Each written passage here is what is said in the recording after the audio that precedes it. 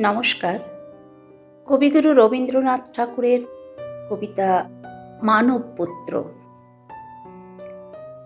মৃত্যুর পাত্রে খ্রিস্ট যেদিন মৃত্যুহীন প্রাণ উৎসর্গ করলেন রবাহুত অনাহুতের জন্যে, তারপর কেটে গেছে বহু শত বৎসর। আজ তিনি একবার নেমে এলেন নিত্যধাম থেকে মর্তধামে। চেয়ে দেখলেন সেকালেও মানুষ ক্ষতবিক্ষত হতো যে সমস্ত পাপের মারে, যে উদ্ধত সে এলো শল্য, যে চতুর ছোড়া ও ছুরি, যে ক্রূর ও কুটিল তলোয়ারের আঘাতে।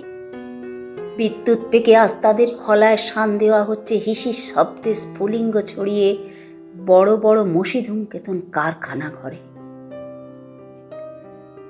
কিন্তু দারুণতম যে মৃত্যুবান নূতন তৈরি হলো, ঝকঝক করে উঠল নরঘাতকের হাতে। পূজারী তাতে লাগিয়েছে তাঁরই নামের ছাপ তীক্ষ্ণ নখে আঁচড় দিয়ে। খ্রিস্ট বুকে হাত চেপে ধরলেন, বুঝলেন শেষ হয়নি তার নিরবচ্ছিন্ন মৃত্যুর মুহূর্ত। নূতন নূতন শুল তৈরি হচ্ছে বিজ্ঞানশালায়, বিচ্ছে তার গ্রন্থিতে গ্রন্থিতে। সেদিন তাঁকে মেরেছিল যারা ধর্ম মন্দিরের ছায়ায় দাঁড়িয়ে, তারাই আজ নূতন জন্ম নিল দলে দলে। তারাই আজ ধর্ম মন্দিরের বেদির সামনে থেকে পূজা মন্ত্রের সুরে ডাকছে ঘাতক সৈন্যকে, বলছে মারো মারো।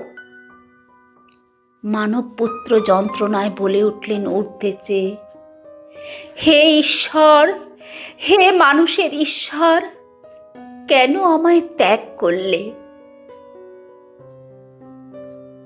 নমস্কার।